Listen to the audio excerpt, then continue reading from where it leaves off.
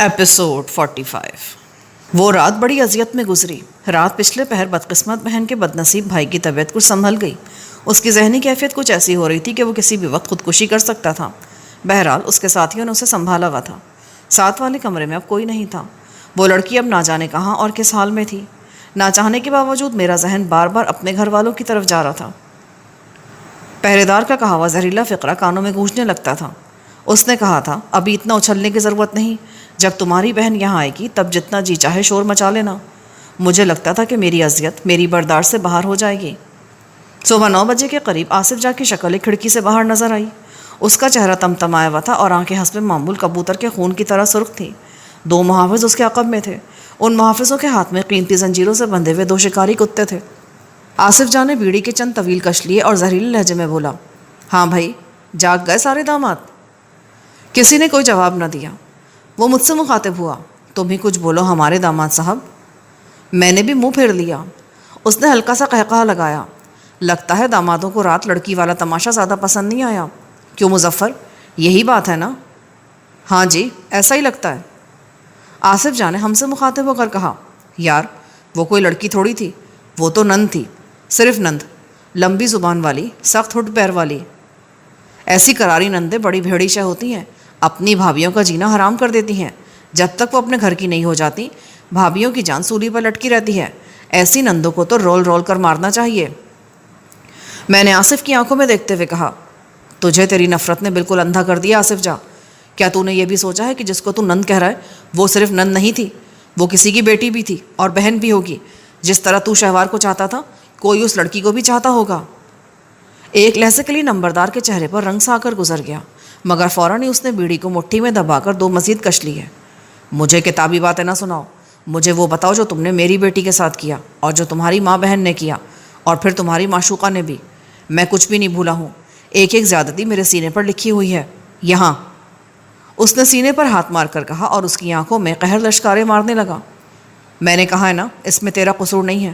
تجھے نفرت اور انتقام نے اندھا کر دیا ہے، اور اس اندھے پن کی سزا تجھے یہ مل رہی ہے کہ تیری بیٹی کے اصل قاتل تیرے ارد گرد دندنا رہے ہیں، اور تو بے گناہوں کو پکڑ پکڑ کر اپنا اعمال نامہ سیاہ کر رہا ہے۔ ابھی سیاہ کہاں ہوا ہے؟ ابھی تو 1-2 نقطے پڑے ہیں اس پر۔ اگر شہوار کی نند اور ساس یہاں پہنچ گئیں تو پھر یہ شاید کالا ہو جائے۔ اس کے لہجے میں خوفناک دھمکیاں پوشیدہ تھیں، اور یہی خطرات تھے جو مجھے ہر پل انگاروں پر لوٹا رہے تھے۔ میرے دل کی کیفیت عجیب ہو رہی تھی۔ میں اپنی ماں اور بہن کے پاس پہنچ جانا چاہتا تھا، ان کے گرد اپنے بازوؤں کا ایسا آہنی حصار بنانا چاہتا تھا جس سے ٹکرا کر ہر خطرہ پاش پاش ہو جائے۔ لیکن یہاں سے نکلنا آسان نہیں تھا۔ ہر قیدی کی زنجیر کی لمبائی 20-25 فٹ کے قریب تھی۔ یہ زنجیریں ہر وقت عجیب سا شور برپا رکھتی تھیں اور بعض اوقات آپس میں الجھ بھی جاتی تھیں۔ ایک دیوار کے ساتھ چھوٹا سا دروازہ تھا۔ یہ دروازہ اس کوٹری کا تھا جس میں قیدی ضروریات سے فارغ ہونے کے لیے جاتے تھے۔ ان میں سے بیشتر افراد اپنی زندگی سے عاجز آ چکے تھے۔ شام کے وقت آنے سلاخوں کی دوسری طرف سے ان دامادوں کو اس طرح روٹی پھینکی گئی جیسے کل پھینکی گئی تھی۔ بھوک سے بے حال افراد زیادہ روٹی حاصل کرنے کے لیے ایک دوسرے پر جھپٹ پڑے۔ روٹی کے ساتھ کسی بھی طرح کا سالن نہیں تھا۔ بہرحال کل کی نسبت آج روٹی کچھ زیادہ تھی۔ پینے کے پانی کے 2 گھڑے رکھے تھے، ان میں سے ایک گھڑا کل کی دھینگا مشتی میں ٹوٹ گیا تھا۔ ایک اونچا مٹکا اس کوٹری میں تھا جسے باتھ روم کے طور پر استعمال کیا جاتا تھا۔ رات کے وقت جب تمام قیدی سو گئے تو میں جاگتا رہا۔ سینے میں نیلے شعلے بھڑک رہے تھے۔ میں کبھی بیٹھ جاتا، کبھی اٹھ کر ایک دیوار کے ساتھ ٹہلنے لگتا۔ مجھے یہاں سے نکلنے کی ایک سر توڑ کوشش کرنا تھی۔ اس کوشش کا انتظام میں نے کل رات ہی کر لیا تھا۔ کل جس نامعلوم لڑکی کو ساتھ والے کمرے میں تاراج کیا گیا تھا، اس کی بے بسی نے جہاں میرے دل پر گہرے چرکے لگائے تھے وہاں مجھے ایک ہتھیار بھی فراہم کر دیا تھا۔ یہ ہتھیار ایک موٹی ہیئر پن کی صورت میں تھا۔ شرابی مرد کا تھپڑ کھا کر لڑکی پرالی پر گری تھی اور اس کے منتشر بالوں سے یہ ہیئر پن جدا ہو کر کھڑکی کے قریب آ گئی تھی۔ سلاخدار کھڑکی کی اونچائی زمین سے 2.5-3 فٹ سے زیادہ نہیں تھی۔ کل رات ہی میں نے سلاخوں کے اندر سے بازو گزار کر یہ ہیئر پن اٹھا لی تھی۔ میں حرفن مولا نہیں تھا، لیکن ایک بات تھی، میں جو کام بھی کرتا تھا پوری دل جمعی اور یکسوئی سے کرتا تھا۔ وہ کام کرتے ہوئے مجھے باقی تمام کام بھول جاتے تھے۔ کام جیسا بھی ہوتا میں اس میں کھو جاتا تھا اور خود کو یقین دلاتا تھا کہ یہ کام میں نے ہی کرنا ہے اور کسی کی مدد کے بغیر، اور اکثر وہ کام ہو بھی جاتا تھا۔ مجھے لگتا ہے یہ میری صلاحیتوں سے زیادہ میرے یقین کی بات تھی۔ میں نے کل رات والی بدنصیب لڑکی کے ہیئر پن کو موڑ کر ایک تار کی شکل دی اور اس تار سے وہ چھوٹا سا تالا کھولنا شروع کیا جسے عام زبان میں جندری کہا جاتا ہے۔ یہ تالا میرے گلے کی آہنی پٹی کو مقفل کرتا تھا۔ میں لیٹا رہا اور بڑی خاموشی سے کوشش کرتا رہا۔ لالٹین کی روشنی بہت دھیمی تھی۔ سلاخدار کھڑکیوں سے باہر پہرے دار اونگ رہے تھے۔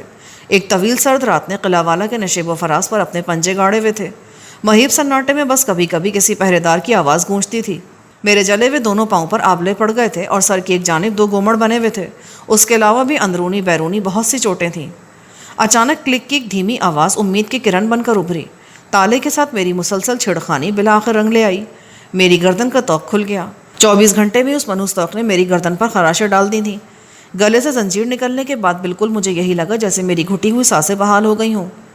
آزادی اور غلامی کا فرق بھی معلوم ہوا۔ جس طویلے میں ہمیں رکھا گیا تھا اس کی چوڑائی 20 فٹ اور لمبائی 60 فٹ کے لگ بھگ تھی۔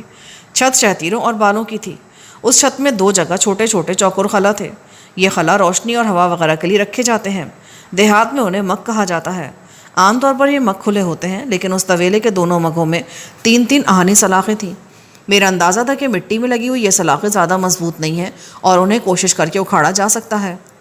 میں نے اپنے قریب لیٹے غازی محمد کو جگایا اور بڑی دھیمی آواز میں اسے بتایا کہ میں کیا کرنا چاہتا ہوں۔ وہ بہت حیران ہوا۔ وہ نیند سے بھر رہی آواز میں بولا، خاور صاحب، مجھے آپ کی بات سمجھ میں نہیں آ رہی۔ ہمارے گلے میں جو زنجیر ہے وہ ہمیں کسی بھی صورت اس مگ تک پہنچنے نہیں دے گی۔ لیکن اگر زنجیر نہ ہو تو؟ میں سمجھا نہیں جناب۔ میں نے اپنی گردن کا آہنی حلقہ کھول کر اسے دکھایا۔ اس کی آنکھیں حیرت سے کھلی رہ گئیں۔ میں نے اسے بتایا کہ پچھلے 2.5-3 گھنٹے کی میری کوشش کس طرح اچانک رنگ لائی ہے۔ میں نے کچھ دیر تک غازی کی زنجیر کے تالے کے ساتھ بھی کوشش کی، مگر یہ کام ایسا آسان نہیں تھا اور نہ ہی اتنی جلدی ہونے والا تھا۔ غازی بولا، مجھے چھوڑیں جناب، آپ یہاں سے نکلنے کی کوشش کریں۔ آپ نکل گئے تو شاید ہمارا بھی کچھ ہو جائے۔ شاید کیوں کہہ رہے ہو؟ یہ ضرور ہوگا، یہ میری ذمہ داری ہے۔ تم نے سنا نہیں تھا ارشد کیا کہہ رہا تھا؟ نمبردار کا اصل قصوروار تو میں ہوں۔ تم سب اس لیے آفت میں ہو کہ میں نمبردار کے ہتھے نہیں چڑھ رہا تھا، اور ارشد نے یہ کوئی ایسی غلط بات بھی نہیں کہی۔ ہمارے درمیان چند منٹ مشورہ ہوا، پھر طویلے کی اکلوتی لالٹین ہم نے بجھا دی۔ مکمل اندھیرا چھا گیا۔ غازی صحت مند اور مضبوط کاٹھی کا تھا۔ وہ ایک مگ کے عین نیچے کھڑا ہو گیا۔ میں اس کے کندھوں پر چڑھا، پھر اس کے کندھوں پر پاؤں رکھ کر سیدھا کھڑا ہو گیا۔ میرے ہاتھ مگ تک پہنچنے لگے۔ میرے ہاتھ میں وہی ٹوٹی بوتل تھی جس سے ایک دن پہلے نوجوان نے اپنی گردن زخمی کی تھی۔ میں نے اس کے ہاتھ سے بوتل چھین کر پرالی کے نیچے چھپا دی تھی۔ اب یہ بوتل میرے لیے مٹی کھودنے کا ایک مناسب اوزار تھی۔ مگ کی 2 سلاخوں کو اکھاڑنا میرے لیے توقع سے زیادہ آسان ثابت ہوا۔ شاید میرے اندر کی وہ توانائی بھی بھرپور کام کر رہی تھی جس کا ماخذ میرے سینے میں بھڑکنے والے نیلے شعلے تھے۔ تھوڑی سی خوش قسمتی بھی شامل حال رہی۔ ہماری کارروائی کے دوران میں کسی پہرے دار نے مداخلت نہیں کی۔ یقیناً انہیں اس قسم کی کسی حرکت کی توقع ہی نہیں تھی۔ میں نے بازوؤں کے زور پر اپنے جسم کو اوپر اٹھایا اور چھت کے سوراخ سے باہر نکل آیا۔ چھت پر اوندھے لیٹ کر میں نے سر اوپر اٹھایا۔ تاریک آسمان پر ٹھٹرے ہوئے ستاروں کا منظر عجیب لگا۔ میں نے چھت پر اوندھے لیٹے لیٹے اس جگہ کا پورا جائزہ لے لیا۔ فی الحال میرے پاس واحد ہتھیار مٹی کے تیل کی وہی ٹوٹی ہوئی بوتل تھی۔ میں بڑی احتیاط کے ساتھ چھت سے نیچے اترا اور دیوار کے ساتھ ساتھ بیرونی 4 دیواری کی طرف بڑھا۔ یہاں درخت تھے جو مجھے بہترین آڑ فراہم کر رہے تھے، مگر پھر اچانک یوں ہوا کہ رکھوالی کے کتوں نے شور مچانا شروع کر دیا۔ مجھے ان کی گونجتی ہوئی آوازیں مین دروازے کی طرف سے آئیں۔ اس کے ساتھ ہی پہرے داروں کے بولنے کی آوازیں سنائی تھیں۔ اس سے پہلے کہ میں بیرونی 4 دیواری تک پہنچتا اور اسے پھلانگنے کی کوشش کرتا، 2 انسانی سائے مجھ پر جھپٹ پڑے۔ خبردار ہوئے، گولی مار دیں گے، ایک شخص للکارا۔ میں نے وہ آواز صاف پہچان لی۔ یہ آصف جا کا کارندہ مولوی مظفر ہی تھا۔ میرے جسم میں اضافی توانائی کی بلند لہریں تھیں۔ اس سے پہلے کہ مظفر کے ہاتھ میں پکڑی ہوئی رائفل شعلہ اگلتی، میں جس لگا کر اس پر جا پڑا۔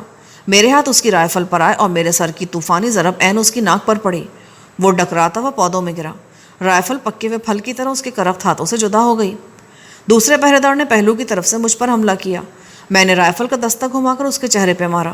دانت ٹوٹنے کی واضح آواز آئی اور وہ شخص بھی پشت کے بل گرا۔ مظفر سنبھل کر پھر میری طرف آیا۔ اس شخص کے لیے میرے دل میں رحم کی کوئی رمق نہیں تھی۔ میں نے اس پر سیدھا فائر کیا۔ گولی اس کی ران میں لگی اور وہ تڑپ کر دوہرا ہو گیا۔ دوسری گولی میں نے اس کی دوسری ٹانگ میں ماری۔ وہ اپنی تمام طاقت، پھرتی اور وحشت سمیت ایک کیاری میں گر کر تڑپنے لگا۔ میں اندھا دھند مین گیٹ کی طرف بھاگا۔ میں نے دیکھ لیا تھا کہ 3-4 سلوکی ہاؤنڈز پوری رفتار سے بھاگتے ہوئے میری طرف آ رہے تھے۔ ان کے پیچھے شور مچاتے پہرے دار تھے۔ مجھے دیکھ کر گیٹ کے قریب کھڑا پہرے دار بالکل چوکس ہو گیا۔ اس نے بے دریغ مجھ پر فائر کیا، مگر یہاں میری قسمت نے یاوری کی۔ 2 گولیاں مجھے چھوئے بغیر گزر گئیں۔ تیسری پہرے دار کی رائفل میں پھنس گئی۔ میں نے بھاگتے بھاگتے اس پہرے دار کی گردن پر رائفل کا وزنی دستہ مارا۔ یہ چوٹ اسے کسی ایسی جگہ لگی کہ وہ کٹے ہوئے شہتیر کی طرح گیٹ کے سامنے انگیٹھی کے قریب گرا اور بے حس ہو گیا۔ پکڑو پکڑو! کتوں کے عقب میں بھاگتے ہوئے پہرے دار چلا رہے تھے۔ میں نے گیٹ کا وزنی کھٹکا کھولنا چاہا، مگر پہلی کوشش میں ناکام رہا۔ اس دوران میں کتے بالکل قریب پہنچ گئے۔ مجھے لگا کہ اب میں یہاں سے نہیں نکل سکوں گا، شاید ابھی رہائی کا وقت نہیں آیا تھا۔ آخری کوشش کے طور پر میں نے اپنا رخ پھیرا اور پشت گیٹ کے ساتھ لگا کر رائفل سیدھی کر لی۔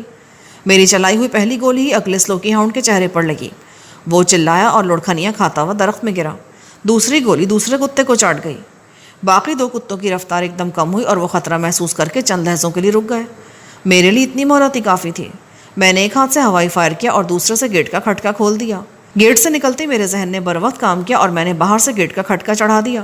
کتے ایک نہایت مختصر وقفے کے بعد پھر برق رفتاری سے گیٹ کی طرف آئے۔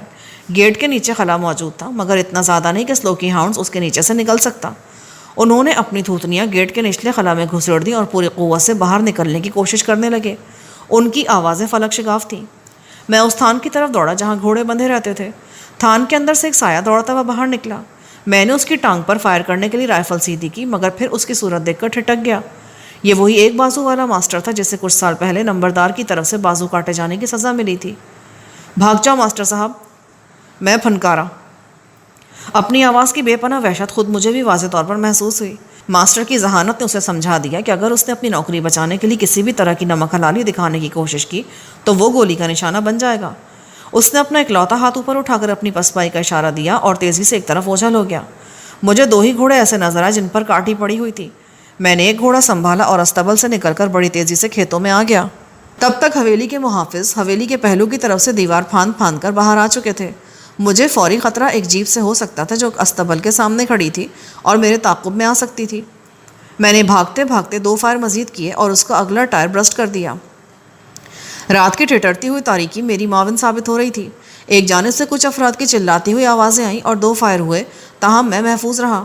میں مکئی کے کھیتوں میں گھسا اور اندھا دھند گھوڑا بھگاتا چلا گیا۔ مجھے امید تھی کہ گھوڑوں پر کاٹیاں ڈالتے ڈالتے یا حویلی کے اندر سے کسی گاڑی کے نکلتے نکلتے میں محفوظ فاصلے پر پہنچ جاؤں گا۔ مظفر سے چھینی ہوئی رائفل میرے ہاتھ میں تھی۔ میرے اندر ایک طوفان پل رہا تھا۔ اس طوفان نے مجھے ہر خطرے سے بے نیاز کر دیا تھا۔ تاریک نشیب و فراز میں گھوڑا دوڑاتا رہا۔ میں عام راستے سے ہٹ کر کھیتوں اور چھوٹی پگڈنڈیوں کو استعمال کر رہا تھا۔ مقصد یہی تھا کہ پیچھے آنے والوں سے بچا رہوں، اور میں ابھی تک اپنی کوشش میں کامیاب رہا تھا۔ ذہن میں آندیاں سی چل رہی تھیں۔ مجھے اپنے ارد گرد کے حالات کا کچھ پتہ نہیں تھا۔ معلوم نہیں تھا کہ میرا مددگار شاہ نواز بھی زندہ بچا ہے یا نہیں۔ اس کے زخمی ہونے کی خبر تھی، مگر تیمور کی تو کوئی خبر ہی نہیں تھی۔ میرے پکڑے جانے کے بعد قبرستان میں جو کچھ ہوا وہ میری نظروں سے یکسر اوجھل تھا۔ ایک دھول سے ہٹے ہوئے راستے کے کنارے ایک گاڑی کی عقبی سرخ بتیاں نظر آ رہی تھیں۔ رات کے اس پہر کی گاڑی پولیس کی بھی ہو سکتی تھی۔ بہرحال یہ ایسی جگہ تھی کہ مجھے اس گاڑی کے قریب سے ہی گزرنا پڑا۔ یہ ایک کار تھی۔ اس کا بونٹ اٹھا ہوا تھا اور ایک شخص گرم چادر میں لپٹایا کار کے ریڈیٹر میں پانی ڈال رہا تھا۔ دوسرا شخص پاس کھڑا تھا اور اس کے ہاتھ میں ٹارچ تھی۔ ٹارچ کی روشنی میں مجھے ریڈیٹر پر جھکے ہوئے شخص کی مختصر سے جھلک نظر آئی اور میں بری طرح چونک گیا۔ اس کے ساتھ ہی میرے دل کی دھڑکن بڑھ گئی اور جسم سنسنا اٹھا۔ مجھے شک گزرا کہ کار کے ریڈیٹر میں پانی ڈالتا ہوا شخص کوئی اور نہیں، ساجا کیٹو ہے۔ میں گھوڑے کو سیدھا بھگاتا چلا گیا۔ سردی سے بچنے کے لیے میں نے اپنا چہرہ اچھی طرح مفلر میں چھپایا ہوا تھا۔ اس بات کا کوئی امکان نہیں تھا کہ گاڑی کے پاس موجود افراد کو مجھ پر کسی طرح کا شبہ ہوا ہوگا۔ میں نے قریباً 1 فرلنگ آگے جا کر گھوڑا ایک کماد کی آڑ میں روک دیا۔ میرا دل پوری شدت سے گواہی دے رہا تھا کہ ابھی تھوڑی دیر پہلے جس شخص کو میں نے دیکھا ہے وہ کوئی اور نہیں، یار مار کیٹو ہے۔ اگر وہ واقعی کیٹو تھا تو پھر میں کیکرا والی کی طرف اپنا سفر جاری نہیں رکھ سکتا تھا۔ پہلے مجھے کیٹو سے ملاقات کرنی تھی۔ ابھی مجھے وہاں بلند قامت کماد کے عقب میں کھڑے 2-4 منٹ ہی ہوئے تھے کہ کار کے انجن کا شور ابھرا اور وہ سٹارٹ ہو کر آگے بڑھنے لگی۔ وہ میری ہی طرف آ رہی تھی۔ قریباً 3-4 منٹ بعد وہ میرے پاس سے گزری۔ ایک اچھا اتفاق تھا کہ اس کی اندرونی بتی جل رہی تھی۔ میں نے اس کی مدھم روشنی میں کار کی اگلی سیٹ پر جس شخص کو دیکھا وہ کیٹو کے سوا اور کوئی نہیں تھا۔ اسے دیکھ کر میرا سینہ جل اٹھا۔ کار کی عقبی سیٹ پر غالباً 1 یا 2 عورتیں تھیں۔ وہ پردے میں تھیں۔ مجھے ان کی صورتیں نظر نہیں آئیں۔ کار کچھ فاصلے پر چلی گئی تو میں نے بھی گھوڑے پر سوار ہو کر اس کی لگام کو ہلکا جھٹکا دیا اور کار کی ہچکولے کھاتی سرخ پتیوں کا پیچھا کرنے لگا۔ قریباً آدھے گھنٹے بعد میں مکئی اور کماد کے کھیتوں کے عین درمیان واقع گھر کے سامنے موجود تھا۔ یہ کچا گھر 3-4 کمروں، ایک برآمدہ اور ایک وسیع صحن پر مشتمل تھا۔ بیرونی دیوار قریباً 6 فٹ اونچی تھی۔ گھر کے صحن میں ایک بڑا کتا چکرا رہا تھا۔ کار صحن میں پہنچ چکی تھی، تاہم اس کے چاروں دروازے کھلے تھے اور ٹیپ زور و شور سے بج رہا تھا۔ ایک پنجابی گانے کی دھنا دھن فضا میں ارتعاش پیدا کر رہی تھی۔ میں نے گھوڑے کو کیکر کے درخت سے باندھ دیا اور رائفل کو چیک کرنے کے بعد احتیاط سے گھر کی بیرونی 4 دیواری کے قریب پہنچ گیا۔ گھر کے پہلو میں کچھ درخت تھے اور کنویں کے آثار بھی دکھائی دیتے تھے۔ میں نے بیرونی 4 دیواری کے اوپر سے احتیاط سے اندر جھانکا۔ گھر کے برآمدے میں لالٹینوں کی روشنی نظر آئی اور باتوں کی مدھم آواز بھی کانوں میں پڑی۔ یہ بے شک ساجے کیٹو کی آواز تھی۔ وہ نشے میں تھا اور اپنے ساتھی سے کہہ رہا تھا، اوئے گامے، ایک اور بوتل کھول لے، آج کوئی کسر نہ رہ جائے، بعد میں بڑبڑ کرے گا۔ او نہیں یار، بس ٹھیک ہے، زیادہ چڑھ گئی تو پھر کسی کام کا نہیں رہوں گا۔ گامے نے ہاتھ لہرا کر کہا۔ ان دونوں کے قریبی دو عورتیں کھڑی تھیں۔ فاصلے سے ان کی عمر اور صورت کا اندازہ لگانا مشکل تھا، تاہم اپنے لباس سے وہ بازاری دکھائی دیتی تھیں۔ کیٹو کچھ زیادہ ہی ترنگ میں تھا۔ وہ لہک کر بولا، ادھر آ میری سونی۔ پھر اس سے پہلے کہ سونی اس کے پاس آتی، وہ خود ہی اس کے پاس چلا گیا۔ اس نے اسے اٹھا کر کندھے پر لادا اور موسیقی کی دھنا دھن پر الٹا سیدھا ناچنا شروع کر دیا۔ اس کی نقل کرتے ہوئے اس کے ساتھی نے بھی اپنے حصے کی عورت کو اٹھایا اور ناچنے کی کوشش کی، مگر اس کی ٹانگ میں کوئی نقص تھا، وہ ٹھیک سے ناچ نہ سکا اور گر گیا۔ کیٹو اور دونوں عورتیں ہنس ہنس کر دوہری ہونے لگیں۔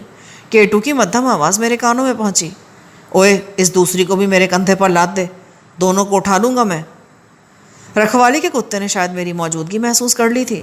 اس کی آواز سے اندازہ ہوتا تھا کہ وہ کچھ مضطرب ہے، مگر کیٹو اور اس کا ساتھی اپنی حرکتوں میں اتنے مگن تھے کہ انہوں نے خطرے کی اس گھنٹی کو بالکل اہمیت نہ دی۔ پھر میں نے دیکھا کہ کیٹو نے بے صبری کے انداز میں کمرے کا دروازہ اور اپنی والی لڑکی کو کندھے پر لادے لادے اندر گھس گیا۔ اس کا ساتھی گاما دوسری لڑکی کے ساتھ برآمدے میں ایک چارپائی پر ڈھیر ہو گیا۔ حالانکہ سردی زیادہ تھی، مگر لگتا تھا کہ شراب اور شباب کی گرمی نے اس کے لیے سردی کو بے اثر کر رکھا ہے۔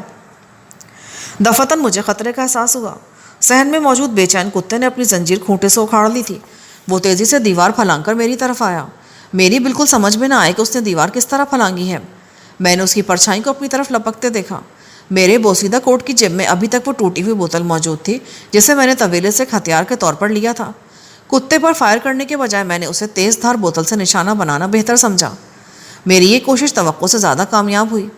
کتے نے مجھ پر جست لگائی۔ میں نے بوتل کے ٹوٹے ہوئے حصے سے اس کے سینے کو نشانہ بنایا۔ باقی کا کام کتے کے آگے بڑھتے جسم نے خود ہی کر دیا۔ بوتل کے تیز دھار کنارے نے کتے کے پیٹ کو قریباً 2 فٹ تک پھاڑ کے رکھ دیا۔ کتا مکئی کے پودوں میں گرا اور بری طرح تڑپنے لگا۔ اسے اس کے حال پر چھوڑ کر میں نے دیوار پھاندی اور کچے صحن میں کود گیا۔ وسیع صحن کے دوسرے کنارے پر نیم روشن برآمدہ نظر آ رہا تھا۔ گاما نشے میں بالکل ہی بے سدھ ہو گیا تھا، یہاں تک کہ جو عورت وہ اپنی رنگ رلیوں کے لیے لایا تھا وہ بھی اس کے لیے بیکار ہو گئی تھی۔ وہ عورت نما لڑکی اسے ہلا کر اٹھانے کی کوشش کر رہی تھی۔ گاما چارپائی پر اوندھے منہ پڑا تھا اور یہی وقت تھا جب عورت نما لڑکی نے گھوم کر عقب میں دیکھا۔ میں رائفل بدست اس کے سامنے کھڑا تھا۔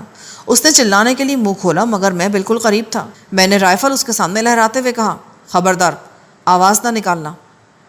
میرے لہجے کی وحشت نے اسے جیسے ہپنوٹائز کر دیا۔ گاما اس کی گود میں سر رکھے انٹا غفیل ہو چکا تھا۔ چلو اترو چارپائی سے۔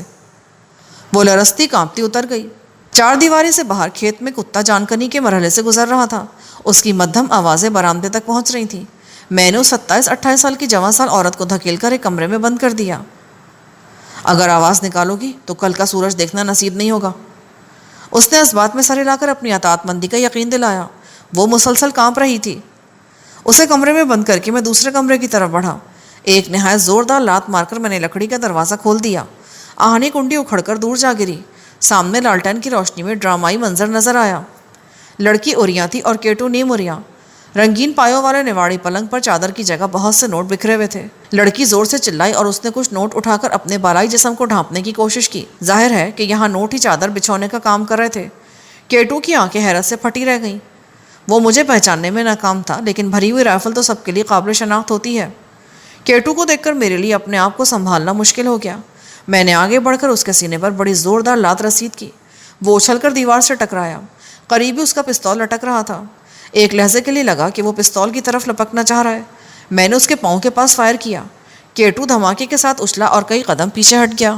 لڑکی زمین پر بیٹھ گئی اور میری طرف سے رخ پھیر کر قمیص پہننے لگی۔ میں نے آگے بڑھ کر دیوار سے کیٹو کا پستول اتار لیا اور کوٹ کی جیب میں رکھ لیا۔ کون ہو تم؟ کیٹو نے بدحواسی سے پوچھا۔ تمہیں لالچ اور ہوس نے اندھا کیا ہوا ہے، تم کسی کو کیسے پہچان سکتے ہو؟ میں نے منڈاسا چہرے سے اتار دیا۔ ساجا کیٹو سکتا زدہ کھڑا رہ گیا۔ اگلے 1 منٹ میں نے ساجا کیٹو کی ساتھی لڑکی کو بھی کمرے میں بند کر دیا۔ کمرے میں ایک سلاخدار کھڑکی کے سوا کوئی راستہ نہیں تھا۔ کیٹو کے ساتھ والی لڑکی ہاتھ جوڑ کر گھگی آئی۔ ہمارا کوئی قصور نہیں ہے جی، ہم تو پیٹ کی خاطر یہ سب کرتے ہیں، ہم مہینہ دیتے ہیں جی، کبھی ناغہ نہیں کیا۔ وہ اس بھتے کی بات کر رہی تھی جو غالباً پولیس والوں کو دیا جاتا تھا۔ میرا اندازہ تھا کہ وہ مجھے بھی سادہ لباس میں کو پولیس والا ہی سمجھ رہی ہے۔ میں نے اسے خاموش رہنے کی ہدایت کی اور دروازے کو باہر سے بند کر دیا۔ گاما بے سود پڑا تھا۔ میرا اندازہ تھا کہ وہ 1.5-2 گھنٹے سے پہلے اپنے ہوش میں نہیں آئے گا۔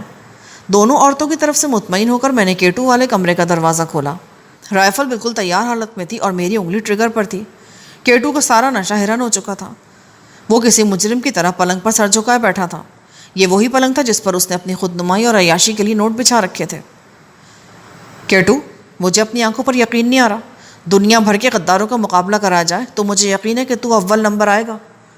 تو پہلے میری بات تو سن لے، تجھے غلط فہمی ہو رہی ہے۔ ابھی اس کا فقرہ مکمل نہیں ہوا تھا کہ میں نے رائفل کا دستہ اس کے منہ پہ دے مارا۔ وہ الٹ کر نوٹوں کی چادر پر گرا۔